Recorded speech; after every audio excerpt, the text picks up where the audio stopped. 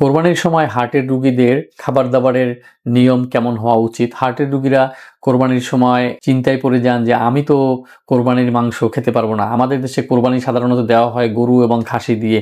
এই দুটোই হলো রেড মিট। এটাতে প্রচুর পরিমাণে স্যাচুরেটেড ফ্যাট থাকে, তাই আমরা হার্টের রুগীদেরকে নিষেধ করি গরু এবং খাসির মাংস খাওয়ার জন্য।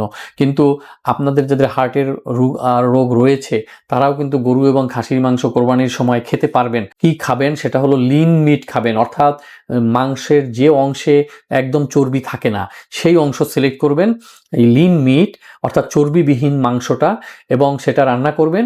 রান্না করে আপনি ঝোল বাদ দিয়ে শুধু মাংসের পিসটা খাবেন। কতটুকু খাবেন?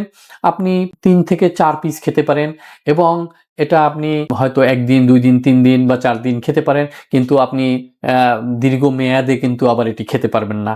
সপ্তাহে যদি আপনি 2 দিন করে খান তাহলেও আপনার তেমন কোনো অসুবিধা হবে না, তবে হতে হবে সেটা লিন মিট, চর্বিবিহীন এবং ঝোলবিহীন।